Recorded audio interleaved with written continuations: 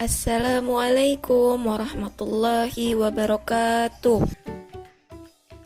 Kami dari kelompok 4 menulis kreatif dengan anggota Susilawati, Kurnia Widyastuti, Firda Aulia Rahma, Dinda Syahyakarti, Maulana Malik Burhanuddin, Rapika Sabila.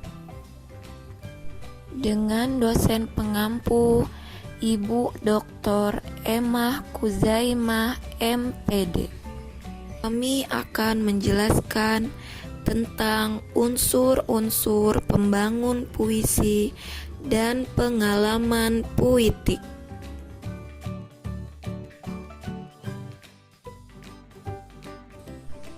Saya Susilawati akan menjelaskan tentang hakikat puisi.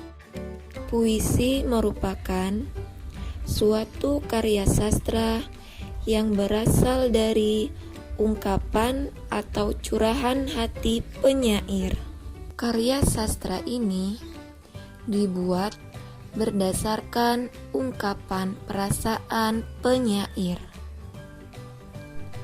Menurut Dresden, dalam Sayuti 1998-237, puisi adalah sebuah dunia dalam kata. Isi yang terkandung di dalam puisi merupakan cerminan pengalaman, pengetahuan, dan perasaan penyair yang membentuk sebuah dunia bernama puisi. Kesusastraan, khususnya puisi, adalah cabang seni yang paling sulit untuk dihayati secara langsung sebagai totalitas. Ini saya Kurnia Widyastuti dari kelas 9A akan memaparkan materi mengenai struktur puisi. Baik, tentunya kalian pasti penasaran apa itu struktur puisi. Struktur puisi merupakan bagian penting yang terdapat dalam puisi. Adanya puisi, ada pula struktur puisi, seperti yang telah dijelaskan sebelumnya mengenai puisi. Selanjutnya yaitu yang terdapat dalam struktur puisi. Apa saja sih struktur puisi itu? Struktur puisi secara garis besar terdapat dalam dua unsur, yaitu unsur fisik dan unsur batin. Yang mana kedua unsur tersebut merupakan unsur-unsur pembangun puisi. Apa saja sih struktur fisik dan struktur batin puisi itu? Pada bab ini, nantinya lebih detail jelasnya akan dipaparkan pada pemateri berikutnya.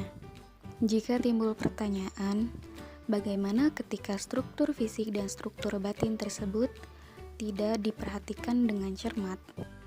Jika struktur fisik dan struktur batin puisi tidak diperhatikan dengan cermat, tentunya dalam karya puisinya akan terkesan monoton atau membosankan, sehingga menimbulkan tidak adanya minat pembaca dalam menganalisa lebih dalam mengenai karya puisi tersebut. Kenapa bisa demikian? Karena struktur fisik dan struktur batin puisi menjadi landasan penting dalam membangun karya puisi itu sendiri. Demikian penjelasan saya mengenai struktur puisi.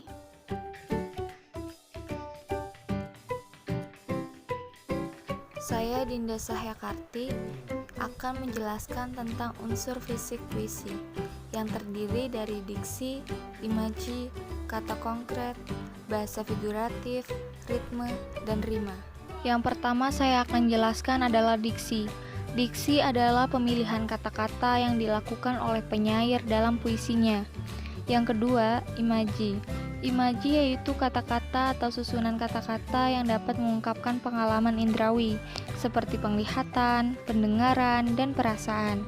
Imaji dibagi menjadi 3, yaitu imaji penglihatan atau visual, imaji suara atau auditif, dan imaji raba atau sentuh atau imaji taktil. Imaji dapat mengakibatkan pembaca seakan-akan mendengar, melihat, dan merasakan seperti apa yang dialami oleh penyair. Yang ketiga, kata konkret. Kata konkret adalah penyair lebih ingin mengembangkan sesuatu secara lebih konkret. Sebab itulah kata-kata diperkonkret. Bagi penyair mungkin dirasa lebih jelas karena lebih konkret. Namun bagi pembaca sering lebih sulit ditafsirkan maknanya. Yang keempat, bahasa figuratif. Bahasa figuratif disebut juga dengan bahasa kiasan. Bahasa kiasan ini bisa menyebabkan sajak menjadi menarik perhatian, menimbulkan kesegaran, hidup, dan terutama menimbulkan kejelasan gambaran angan. Bahasa kiasan ada bermacam-macam, namun mempunyai sesuatu hal atau sifat yang umum, yaitu bahasa-bahasa kiasan tersebut mengikatkan sesuatu dengan cara menghubungkannya dengan sesuatu yang lain. Yang kelima, rima. Rima adalah persamaan bunyi pada puisi, baik di awal, tengah, dan akhir baris puisi. Yang keenam, ritme. Ritme biasanya sangat menonjol dalam puisi.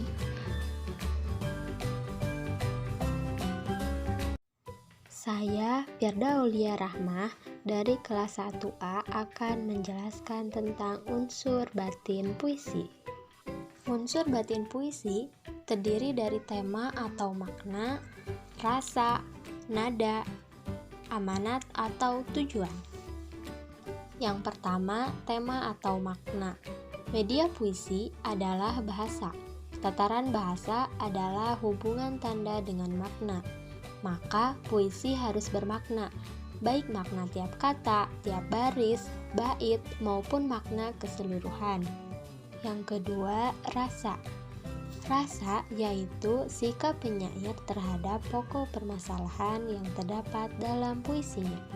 Pengungkapan tema dan rasa erat kaitannya dengan latar belakang sosial dan psikologis penyair. Misalnya, latar belakang pendidikan, agama, jenis kelamin, kelas sosial, kedudukan dalam masyarakat, usia, pengalaman sosiologis dan psikologis, dan pengetahuan. Kedalaman pengungkapan tema dan ketepatan dalam menyikapi suatu masalah tidak bergantung pada kemampuan penyair dalam memilih kata-kata, memilih rima, gaya bahasa, dan bentuk puisi saja, tetapi lebih banyak bergantung pada wawasan, pengetahuan, pengalaman, dan kepribadian yang terbentuk oleh latar belakang sosiologis dan psikologinya. Yang ketiga yaitu nada. Nada yaitu sikap penyair terhadap pembacanya. Nada juga berhubungan dengan tema dan rasa. Yang keempat, amanat atau tujuan. Amanat atau tujuan yaitu pesan yang ingin disampaikan penyair kepada pembacanya atau audiensnya.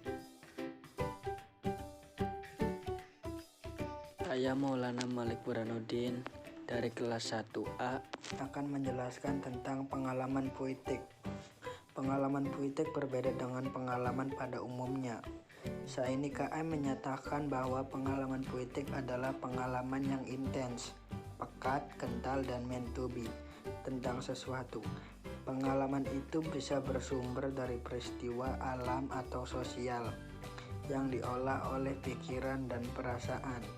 Tentu saja pengertian pengalaman-pengalaman ini masih ditempatkan dalam tataran pengertian umum. Saini KM menegaskan bahwa pengalaman-pengalaman pribadi itu sebenarnya hanyalah bahan mentah saja. Pengalaman pribadi tersebut menurutnya harus diolah kembali melalui suatu perenungan, sehingga pengalaman pribadi itu kemudian menjadi pengalaman yang objektif. Setelah mengalami proses perenungan, pengalaman itu kemudian dikonversikan ke dalam bentuk bahasa yang puitik dalam sajak. Pada titik sebuah sajak yang bersumber dari pengalaman-pengalaman puitik, penyair kemudian menjadi pengalaman puitik milik pembacanya juga. Dengan kata lain, objektifikasi pengalaman pribadi dan proses pengonversian pengalaman menjadi bahasa akan sangat menentukan apakah sajak itu puitik atau tidak, serta menimbulkan pengalaman puitik pembacanya atau tidak.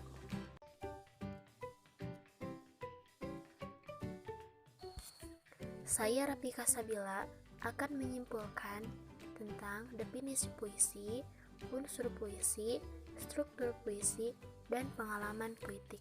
Jadi, kesimpulannya adalah puisi merupakan suatu karya sastra yang berasal dari ungkapan atau curahan hati penyair.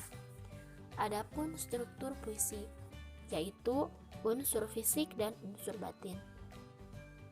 Unsur fisik puisi terdiri dari imaji, diksi, kata konkret, bahasa figuratif, ritme, dan rima. Kemudian unsur batin puisi yang terdiri dari tema atau makna, rasa, nada, dan amanat atau tujuan. Kemudian pengalaman puitik. Pengalaman puitik adalah pengalaman yang intens yang bisa bersumber dari peristiwa alam atau sosial yang diolah oleh pikiran dan perasaan. Nah, demikian penjelasan dari kelompok 4. Anak hebat dan pemberani, makan donat di piring bersih. Saya tutup presentasi ini. Salam hormat dan terima kasih. Wassalamualaikum warahmatullahi wabarakatuh.